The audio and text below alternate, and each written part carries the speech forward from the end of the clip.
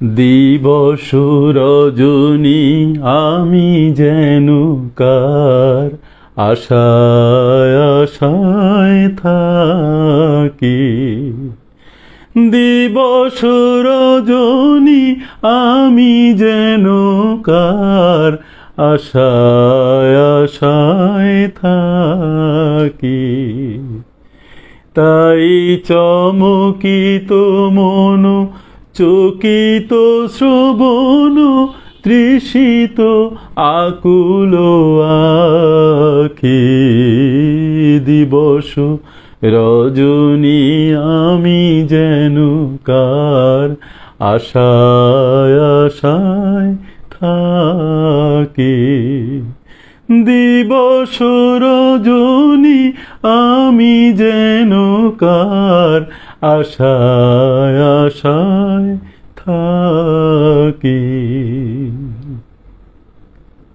দিবস রজনী আমি যেন কার আশায় আশায় থাকি।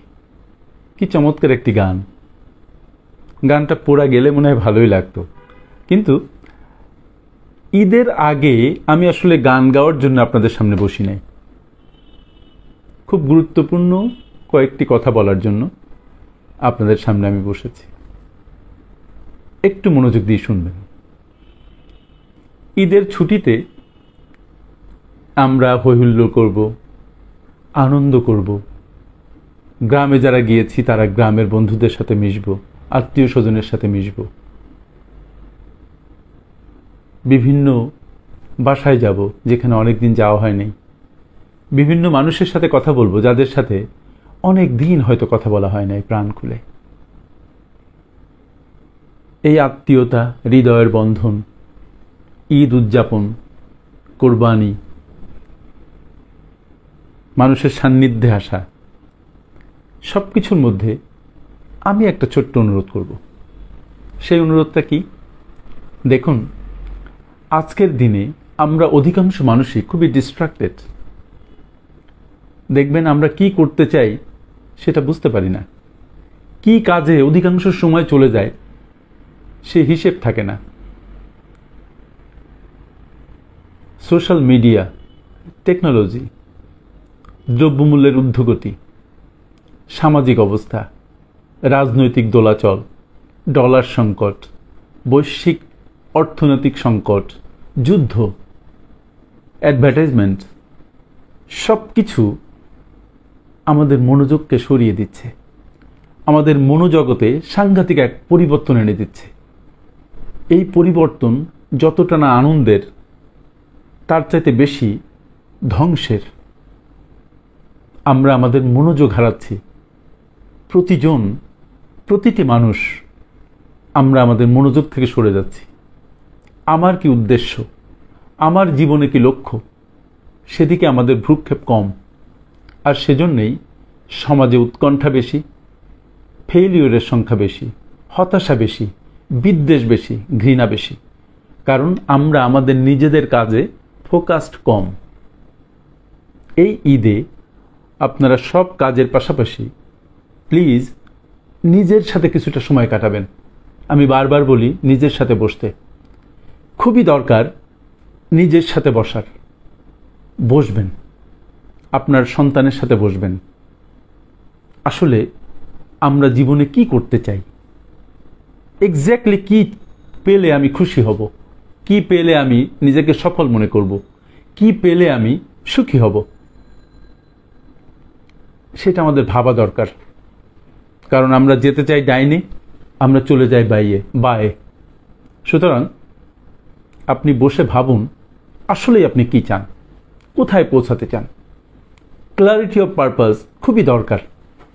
আমি আজকে সকালে আমার মেয়ের সাথে বসেছিলাম, মাত্র 2 মিনিট কথা বলেছিলাম। আমি তাকে বলেছি যে তুমি এই ঈদের মধ্যে, ছুটিতে, তুমি নিজের সাথে বসে তোমার জীবনের লক্ষ্যগুলো কি সেগুলো লিখবে। সে বলল যে আব্বু আমার লক্ষ্য তো অনেকগুলো। ইয়েস, আমাদের লক্ষ্য আসলে অনেক থাকে। তার মধ্যে 1 নাম্বার লক্ষ্য থাকে, 2 নাম্বার লক্ষ্য থাকে, 3 নাম্বার লক্ষ্য থাকে। প্রায়োরিটি সেট করতে হয়, কারণ একসঙ্গে সব লক্ষ্য অর্জন করা সম্ভব নয়। কিন্তু একটা লক্ষ্যের সাথে আর একটা লক্ষ্যের সংযোগ আছে, সম্পর্ক আছে। এই জন্য লক্ষ্যগুলো আগে লিখতে হবে, তারপরে আমি কি করতে চাই সেটা ঠিক করার পরে সেই লক্ষ্যগুলো অর্জন করার জন্য আমার অ্যাকশন প্ল্যান তৈরি করতে হবে, রোডম্যাপ তৈরি করতে হবে। তৈরি করে যদি আমরা সেই রোডম্যাপ অনুসারে সামনে এগিয়ে যাই তাহলে আমরা সফল হব। আর যদি রোডম্যাপ ঠিক না করতে পারি, লক্ষ্যই ঠিক না করতে পারি, তাহলে আমরা বিফল হব। বিফলতার গ্লানি আমাদেরকে ছেয়ে ফেলবে। ঈদের আনন্দ আমাদেরকে আনন্দিত করুক, কিন্তু পাশাপাশি লক্ষ্যগুলো আমরা নির্ধারণ করে নিই। কারণ অন্য সময়ে আমরা কর্মচঞ্চল থাকি, এতটাই কর্মব্যস্ত থাকি, পার্থিব সমস্ত কাজের পেছনে এতটাই মগ্ন থাকি যে আমরা আমাদের লক্ষ্যের দিকে এগুনোর জন্য যে পদক্ষেপ নেওয়া দরকার সেটা নিতে পারি না। আমরা গভীরভাবে চিন্তা করতে পারি না। আমরা শুধু বিজি থাকি, কিন্তু নিজেদের সাথে সময় কাটাতে পারি না। প্লিজ, নিজের সাথে সময় কাটানোর সময় এসছে, লম্বা একটা ছুটি, এর মধ্যে নিজের লক্ষ্যটা ঠিক করে নিন। প্রত্যেক মানুষের বেঁচে থাকার জন্য, সামনে এগিয়ে যাবার জন্য, সফল হবার জন্য, সুখী হবার জন্য লক্ষ্য থাকতে হবে। আমরা বাঙালিরা লক্ষ্য নির্ধারণে বড্ড পিছিয়ে, এই জন্য আমরা আমাদের জীবনে এগোতে পারি না। আমরা দেখবেন যে অল্পে তুষ্টি এটা ভালো ব্যাপার, কিন্তু অল্পে যখন আপনি দুঃখী তখন তো খুবই খারাপ ব্যাপার। আপনার সামর্থ্য আছে অনেক দূরে এগিয়ে যাবার, কিন্তু আপনি যাচ্ছেন বড় অল্প। কেন? কারণ আপনি ডিস্ট্রাক্টেড। আপনি একদিকে হাঁটতে চাচ্ছেন কিন্তু আরেক দিকে চলে যাচ্ছেন। কেন যাচ্ছেন জানেন না। এই জন্য নিজের ক্লারিটি অফ পারপাস দরকার, নিজের চিন্তা ভাবনার সূক্ষ্মতা দরকার, পরিপক্কতা দরকার, ডিসিপ্লিনড লাইফ দরকার। সবচেয়ে বড় কথা হচ্ছে নিজের সময়ের সদ্ব্যবহার করা দরকার। মনে রাখবেন, সময় যেটুকু আমাদের জীবন থেকে হারিয়ে যাচ্ছে, আসলে সময় হারাচ্ছে না, আমাদের জীবন হারিয়ে যাচ্ছে। কোথায়? অতল গহ্বরে। তাই জীবনের প্রত্যেকটা মুহূর্ত সঠিকভাবে ব্যবহার করা দরকার, সুন্দরভাবে ব্যবহার করা দরকার। তার আগে জানা দরকার সঠিকভাবে ব্যবহার করা বলতে কি বোঝায়, সুন্দরভাবে ব্যবহার করা বলতে কি বোঝায়। যদি আপনি বুঝতে পারেন তাহলে দেখবেন সামনে এগুলো আপনার জন্য সহজ।